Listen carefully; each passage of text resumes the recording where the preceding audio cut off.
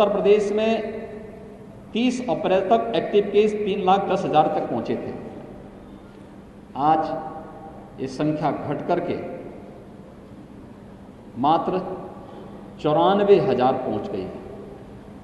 मान सकते हैं 2,16,000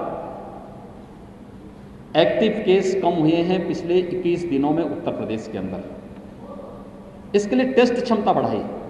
उत्तर प्रदेश ने आज 3,07,000 टेस्ट किए हैं, 24 घंटे में 3,07,000 टेस्ट। और अगर हम लोग पूरे प्रदेश के अंदर कोरोना कालखंड में किए गए टेस्ट की बात करें तो ये संख्या हमारी 4,65,00,000 को क्रॉस कर जाती है। देश के अंदर सर्वाधिक टेस्ट हैं। पॉजिटिविटी रेट एक समय उत्तर प्रदेश के अंदर लगभग 17% के आसपास पहुंच चुकी थी। आज वह घट करके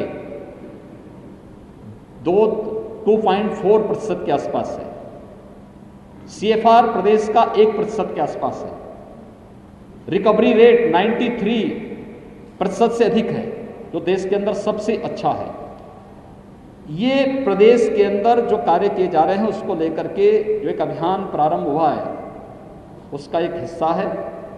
और ऐसे ही हम लोगों ने, यहाँ की टीम ने, इटावा की जो हमारी टीम है, यहाँ के माननीय जनप्रतिनिधियों ने, यहाँ के प्रशासन ने, यहाँ के हेल्थ वर्कर्स ने, यहाँ की जो कोरोना वॉरियर्स हैं, स्वयंसेवी संगठन हैं, इन सब ने मिलकर के जो कार्य किया है उसके अपेक्षित परिणाम सामने आए हैं। एक समय यहाँ पर जो पॉजिटिविटी थी वह 30% के आसपास पहुँच गई थी। आज वो घट करके 2 से नीचे आ चुकी है। निगरानी समिति बेहतर तरीके से स्क्रीनिंग का काम कर रही है।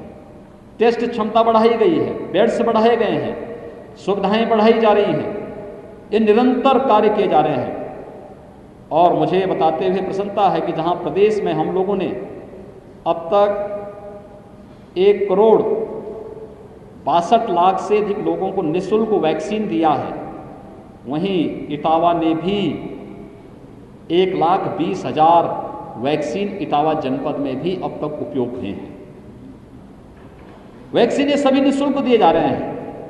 अब तो उत्तर प्रदेश में दिए जाने वाले वैक्सीन के कार्यक्रम को जो आदरणीय प्रधानमंत्री जी ने 16 जनवरी को पूरे देश के अंदर लॉन्च किया था, जो लोग उस समय विरोध करते थे वैक्सीन का, आज वे लोग वैक्सीन की पैरवी कर रहे हैं। वैक्सीन ये फ्री में दिया जा रहा है 45 सेवाओं पर भारत सरकार के सहयोग से, और 18 से 44 के बीच में प्रदेश सरकार स्वयं वैक्सीन खरीद करके इस वैक्सीनेशन के अभियान को आगे बढ़ा रही है। 18 से 44 के बीच में अभी हम लोग 23 जनपदों में इसको लेके चल रहे हैं। हम धीरे धीरे करके इसका विस्तार कर रहे हैं। हमारा प्रयास है कि जून में जितना वैक्सीन हम प्रतिदिन दे रहे हैं इसको हम दोगुना से ज़्यादा बढ़ा करके अधिक से अधिक लोगों तक इसके कवरेज को पहुंचाने की व्यवस्था करें। प्रदेश ने वर्तमान परिस्थिति में कोरोना के खिलाफ जो अभियान प्रारंभ किया है ये तो सफलतापूर्वक आगे बढ़ ही रहा है। हमने 3rd वेव की आशंका के भी समाधान की कार्रवाई अभी से कर दी है। हर मेडिकल कॉलेजेस को 100 बेड का पीडियाट्रिक ICU बनाने के लिए निर्देश दिए गए हैं। हर डिस्ट्रिक्ट हॉस्पिटल में भी 25 से 30 बेड का पीडियाट्रिक ICU के निर्माण की कार्रवाई प्रारंभ कर दी गई है। ऑक्सीजन प्लांट प्रदेश के अंदर 300 से अधिक वर्तमान में या तो निर्माणाधीन हैं या प्रस्तावित किए गए हैं, जिससे हर जनपद ऑक्सीजन में आत्मनिर्भर हो सके। इस कार्रवाई को सफलतापूर्वक आगे बढ़ाने का कार्य किया जा रहा है। भारत सरकार का इसमें बहुत बड़ा सहयोग हो रहा है। फर्स्ट वेव की तुलना में ऑक्सीजन की आपूर्ति ज़्यादा होने के कारण, ज़्यादा डिमांड ज़्यादा होने के कारण आपूर्ति के लिए भारत सरकार के सहयोग से ऑक्सीजन एक्सप्रेस चलाई गई। एयरफोर्स के विमानों के माध्यम से ऑक्सीजन की आपूर्ति में सहयोग लिया गया और ऑक्सीजन में कहीं कोई दिक्कत न हो इसके बारे में निरंतर नित नए प्रयास केंद्र और प्रदेश सरकार के द्वारा किए जा रहे हैं। और आने वाले समय में हर जनपद ऑक्सीजन के क्षेत्र में आत्मनिर्भर होगा।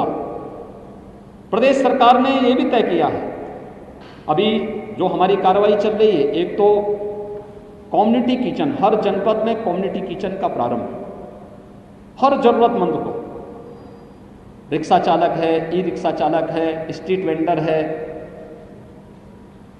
या मरीज के परिजन हैं, उनको भोजन मिल सके। मरीजों का उपचार निःशुल्क है। जो सरकारी हॉस्पिटल में या सरकार के द्वारा टेक ओवर किए गए हॉस्पिटल है, वहाँ पर निःशुल्क उपचार की, भोजन की व्यवस्था हर पेशेंट को उपलब्ध कराई जा रही है। लेकिन जो हॉस्पिटल जहाँ पर हॉस्पिटल में चूँकि हम कोरोना कर्फ्यू में हैं, तो मरीज के परिजन, रेस्टोरेंट बंद चल रहे हैं। ये बात कहिए, हर प्रशासन को निर्देशित किया गया है कि मरीज के परिजनों की भी व्यवस्था कम्युनिटी किचन से कम 2 समय का भोजन की व्यवस्था उन लोगों के लिए जरूर हो। और ये व्यवस्था मैं धन्यवाद दूंगा अपनी विधायक को, जिन्होंने यहाँ पर सफाई में, इस मेडिकल कॉलेज में स्वयं उन्होंने अपनी ओर से एक निःशुल्क कैंटीन प्रारंभ किया है। जिला हॉस्पिटल में भी यहाँ पे व्यवस्था चल रही है और भी जगह पर जो कार्यक्रम चल रहे हैं। ऑक्सीजन प्लांट इन लोगों ने न केवल यहाँ पे हॉस्पिटल में उपलब्ध कराए हैं, बल्कि CSCs में भी उपलब्ध करवाने की कार्रवाई की है। एक जागरूक जनप्रतिनिधि के रूप में जिस प्रकार के दायित्व का निर्वहन होना चाहिए, उस कार्यक्रम को ये लोग निरंतर आगे बढ़ाने का कार्य कर रहे हैं। इन्होंने सफलतापूर्वक उस कार्यक्रम को आगे बढ़ाया है। केंद्र सरकार के द्वारा प्रधानमंत्री गरीब कल्याण पैकेज के अंदर मई और जून में हर व्यक्ति को, हर गरीब जरूरतमंद को निःशुल्क खाद्यान्न वितरण की व्यवस्था 20 मई से प्रारंभ हो गई है। 30 मई तक ये कार्यक्रम चलेगा। मई प्रथम सप्ताह में हम लोग प्रदेश सरकार के द्वारा भी निःशुल्क खाद्यान्न हर एक जरूरतमंद को, 15 करोड़ से अधिक लोग उससे लाभान्वित होंगे। 3 महीने तक ये व्यवस्था हम पहले चरण में लेने जा रहे हैं। जून, जुलाई और अगस्त में हर जरूरतमंद को ये भोजन, निःशुल्क खाद्यान्न, ड्राई राशन उपलब्ध करवाने का कार्य होगा। इसके साथ ही सरकार ने ये भी तय किया है, उस हर जरूरतमंद को, जो जरूरतमंद स्ट्रीट वेंडर है, रिक्शा चालक है, ई रिक्शा चालक है, कुली है, पल्लेदार है, नाऊ है, धोबी है, मोची है, या इस प्रकार की जो एक कैटेगरी है, जिन लोगों को जो डेली कमाते हैं उनके उसी से व्यवस्था चलती है, उन लोगों को भी हम लोग न केवल राशन बल्कि भरण पोषण भत्ता भी उनको जून माह में उपलब्ध करवाने की कार्रवाई। श्रमिक हैं, लगभग 2 करोड़ लोग इससे लाभान्वित होंगे। श्रमिक और इन सभी को, श्रमिक वर्ग को, संगठित और असंगठित क्षेत्र के श्रमिकों को पहले से सामाजिक और स्वास्थ्य की गारंटी सरकार ने उपलब्ध करवाई है। हर एक श्रमिक को 2 लाख, दुर्घटना होने पर 2 लाख की उनको सामाजिक सुरक्षा की गारंटी और 5 लाख रुपए का उनके लिए स्वास्थ्य बीमा का कवर उपलब्ध करवाने की कार्रवाई सरकार ने पहले उपलब्ध कराई है। वर्तमान में उनको ये सुविधाएं अतिरिक्त प्रदान की जा रही है। सरकार ने तय किया है कि जून प्रथम सप्ताह में हम लोग प्रत्येक जनपद में, अभी हम लोगों ने जो अलग अलग कैटेगरी को हमने लिया था, पहले चरण में आपने देखा होगा 16 जनवरी से जब ये कार्यक्रम प्रारंभ हुआ था, हेल्थ वर्कर को हम लोगों ने पूरी तरह वैक्सीनेट करने की कार्रवाई की थी।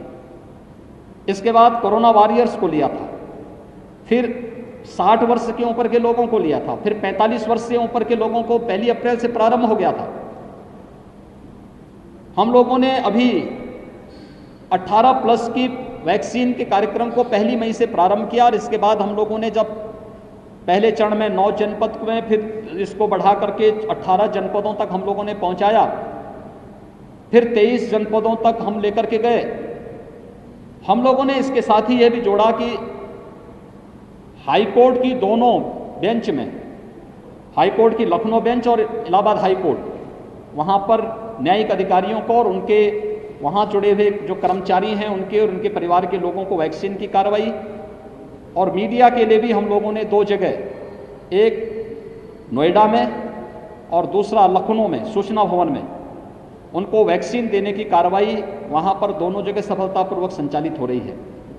सरकार का अगला कदम है कि हर एक जनपद में हम न्यायिक अधिकारियों को और मीडिया को भी वैक्सीन देने के लिए अलग सेंटर उनके लिए बनाएंगे। जहाँ न्यायिक अधिकारी रहते हैं वहाँ पर हम लोग उनके लिए, जहाँ observation waiting area, observation area होगी या उनकी डिस्पेंसरी होगी, वहाँ पर उस प्रकार की सुविधा क्रिएट करके ये सुविधा वहाँ पर उपलब्ध वैक्सीनेशन की कार्रवाई को जोड़ेंगे।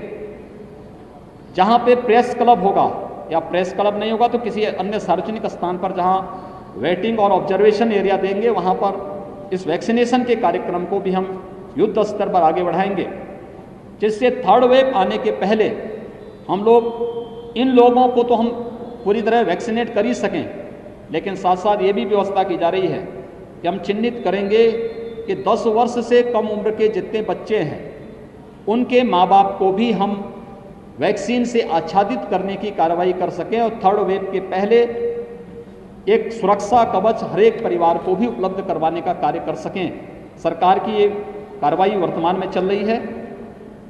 इटावा के अंदर यहाँ पर हमारे जनप्रतिनिधिगण, यहाँ का प्रशासन, स्वास्थ्य विभाग, सभी लोग मिलकर के एक टीम भाव के साथ काम करते हुए कोरोना की सेकंड वेव को, जिसके सामने दुनिया की बड़ी बड़ी ताकतें पस्त होती हुई दिखाई दी, लेकिन वहाँ पर यहाँ के सभी लोगों ने मिलकर के इस कार्रवाई को शासन के साथ मिलकर के पूरी मजबूती के साथ आगे बढ़ाया है। और मेरा विश्वास है कि सेकेंड वेव पर हम पूरी तरह नियंत्रण करने में इस महीने के अंत तक काफ़ी हद तक सफल हो जाएंगे। हम इसके साथ ही थर्ड वेव की भी अभी से हमारी पूरी तैयारी है और उसको भी हम सफलतापूर्वक आगे बढ़ाएंगे। मेरी आप सबसे भी अपील है, हम प्रत्येक नागरिक को कोरोना के प्रोटोकॉल का पालन करने के लिए प्रेरित करें, जागरूक करें। और वैक्सीन ये मुफ्त में दिया जा रहा है, इस मुफ्त में वैक्सीन के प्रति लोगों को जागरूक भी करें कि हर ये वैक्सीन सुरक्षा का एक कवच है, हर एक व्यक्ति को सुरक्षा कवच दे सकता है। हम वैक्सीन लगाने में परहेज न करें, बल्कि हर व्यक्ति वैक्सीन लगाएं।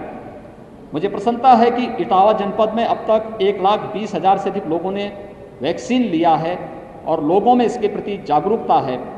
ग्रामीण क्षेत्र में भी CSCs को यानी कॉमन सर्विस सेंटर को रजिस्ट्रेशन का केंद्र बिंदु बनाकर के हम इस कार्रवाई को आगे बढ़ाने का कार्य करेंगे। धन्यवाद।